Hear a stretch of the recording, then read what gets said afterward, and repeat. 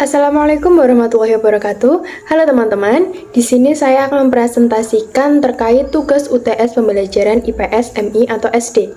Sebelumnya perkenalkan, nama saya Anissa Syufi Maharani dengan NIM 1262052111014 dari kelas PGMI 5E.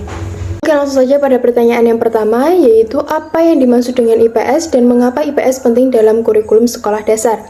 IPS adalah perpaduan pengetahuan sosial. IPS juga merupakan bidang studi yang mempelajari masalah sosial yang dipadukan dengan ilmu sejarah, ekonomi, sosiologi, geografi, juga mempelajari hubungan antara manusia dan lingkungan sekitarnya. IPS suatu ilmu yang harus dipelajari di jenjang pendidikan untuk mengembangkan kemampuan bersosialisasi siswa, juga norma dan etika dalam masyarakat.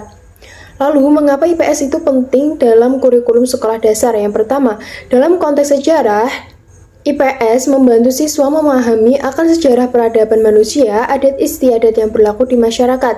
Yang kedua, dalam konteks geografinya, dapat membantu siswa mengenal lingkungan sekitar, lingkungan hidup, dan bagaimana cara menjaga kelestariannya. Yang ketiga, dalam konteks pembelajaran, IPS juga mengajarkan norma, nilai sosial dalam masyarakat, yang mana hal ini harus dikuasai dan dipahami sepenuhnya oleh siswa karena kita manusia tidak bisa lepas dari kehidupan sosial dan kita akan hidup terus di tengah masyarakat. Maka dari itu, hal ini penting untuk diajarkan kepada siswa. Soal yang kedua yaitu sebutkan dan jelaskan 4 komponen utama dalam pembelajaran IPS, MI, atau SD. Yang pertama yaitu tujuan. Tujuan ini tentunya sangat penting. Tujuan akan menjadi acuan dalam melakukan pembelajaran di mana kita tahu apa yang ingin kita capai dan target yang akan dicapai dalam pembelajaran. Kedua yaitu materi. Materi di tingkat MI atau SD meliputi geografi, sejarah, ekonomi, budaya, dan keanekaragaman sosial. Yang ketiga yaitu strategi pembelajaran. Strategi dalam pembelajaran ini banyak macamnya. Strategi sendiri adalah taktik yang digunakan untuk kita mencapai tujuan dari pembelajaran. Yang terakhir yaitu evaluasi. Evaluasi ini juga hal utama yang harus dilakukan. Evaluasi merupakan tahap akhir dari segala upaya yang sudah dilakukan. Evaluasi dilakukan untuk mengetahui apakah pembelajaran yang ditetapkan sudah sesuai dan sudah mencapai tujuan atau belum.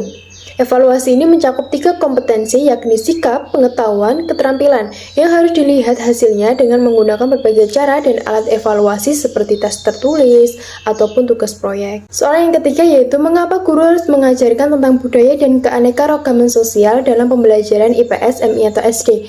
Keanekaragaman sosial ini mencakup adat istiadat, budaya, agama yang ada di masyarakat, yang tentunya tidak semua sama.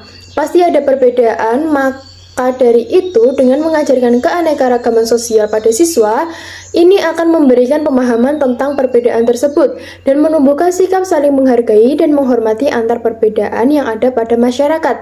Dengan hal ini, yang nantinya akan juga menumbuhkan sikap toleransi dan tidak membeda-bedakan satu dengan yang lainnya. Selain hal itu, juga dapat membantu siswa memahami tentang hak asasi manusia, juga meningkatkan kemampuan berpikir kritis.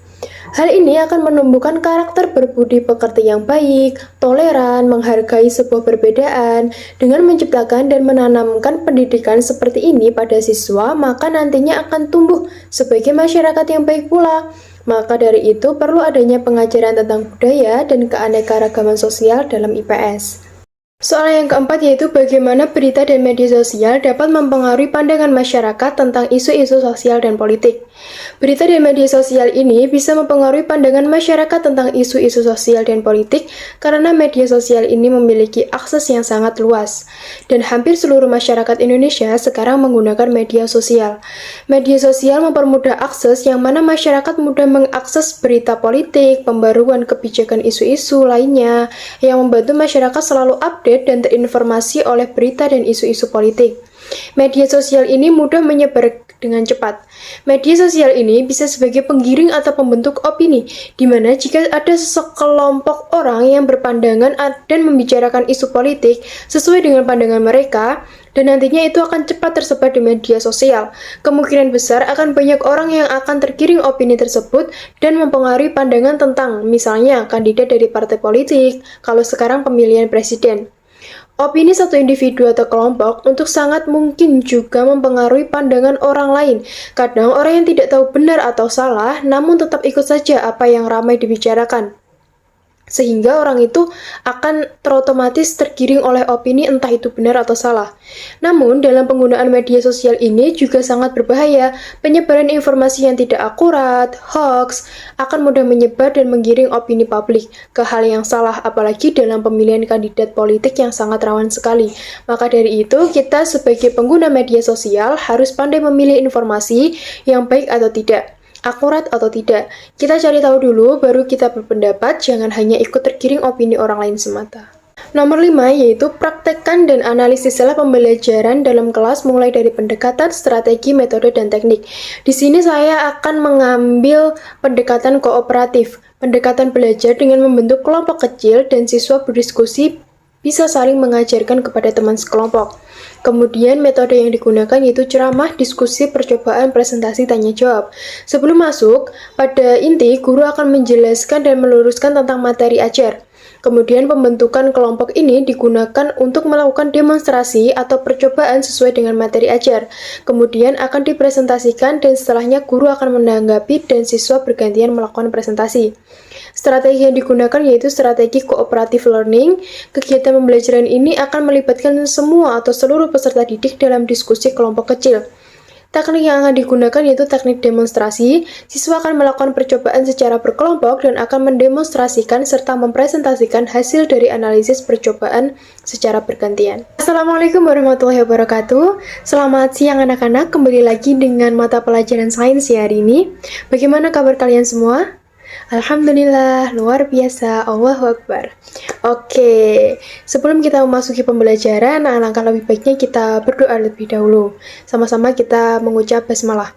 Bismillahirrahmanirrahim. Oke, gimana? Hari ini semua masuk kan? Tidak ada yang absen ataupun bolos? Oke, masuk semua. Oke, hari ini kita akan belajar sains, materi benda, dan juga sifatnya. Sebelumnya di sini ada yang sudah tahu atau kemarin malam belajar, macam-macam wujud benda itu ada apa saja? Ada 3 macam.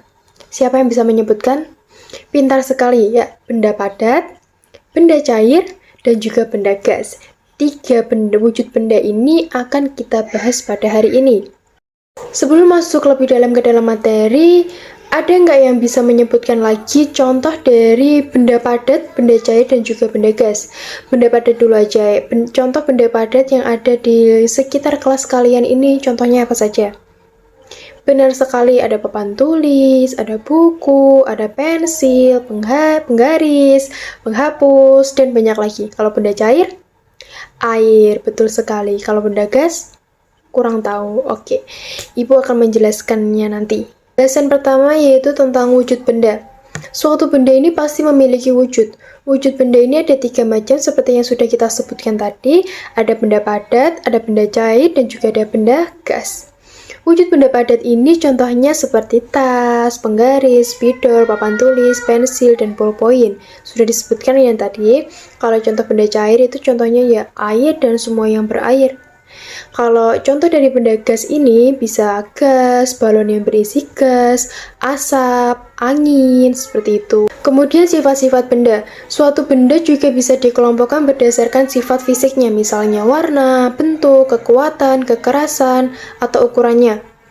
Kemudian wujud benda, benda padat, cair, dan gas ini memiliki ciri-ciri tersendiri yang tentunya membedakan antara padat, cair, dan gas.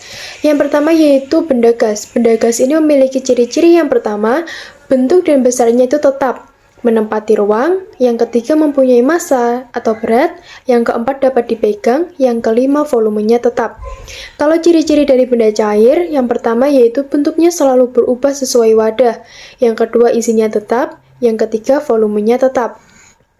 Yang ketiga yaitu ciri-ciri dari benda gas. Yang pertama menempati ruang, yang kedua berubah sesuai wadahnya, yang ketiga volume berubah. Baik, penyampaian secara teori sudah disampaikan agar kalian lebih paham dan membuktikan apa yang sudah dijelaskan tentang ciri dan sifat-sifat benda padat, cair, dan gas tadi sesuai atau benar-benar seperti itu atau tidak, maka kita akan melakukan demonstrasi atau melakukan percobaan.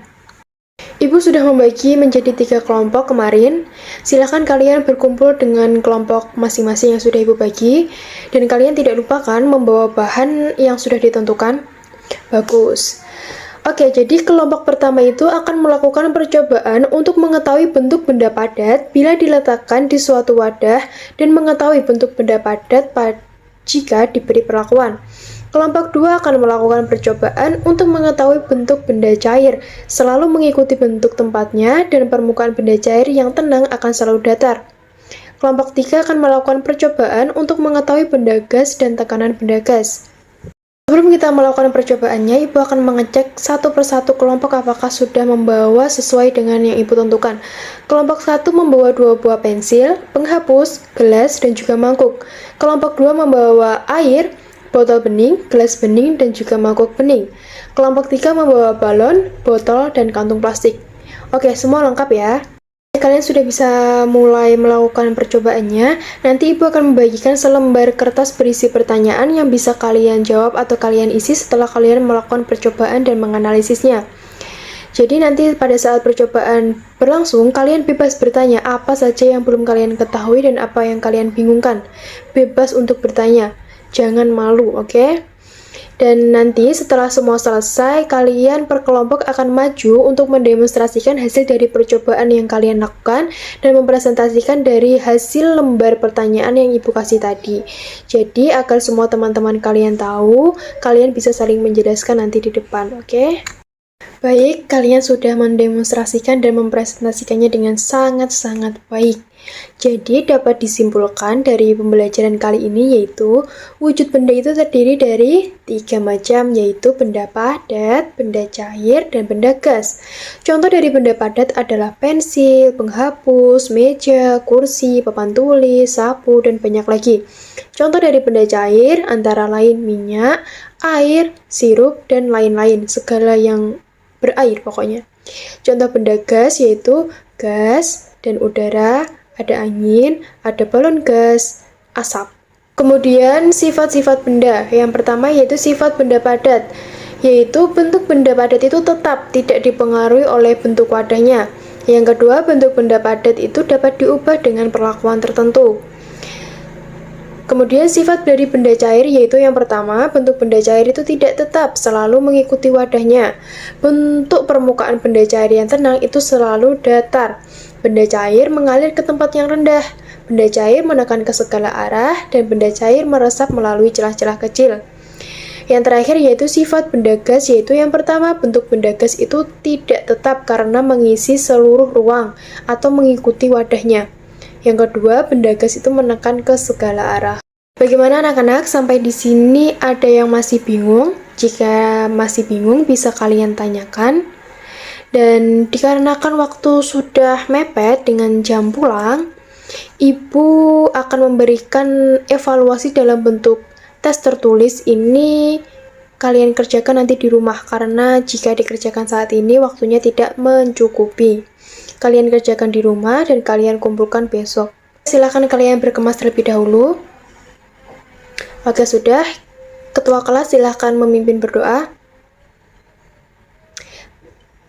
Kita sama-sama mengucap hamdalah. Alhamdulillahirabbil alamin. Baik, Ibu akhiri pembelajaran pada hari ini. Ada kurang lebihnya Ibu mohon maaf. Semoga bermanfaat. Wassalamualaikum warahmatullahi wabarakatuh.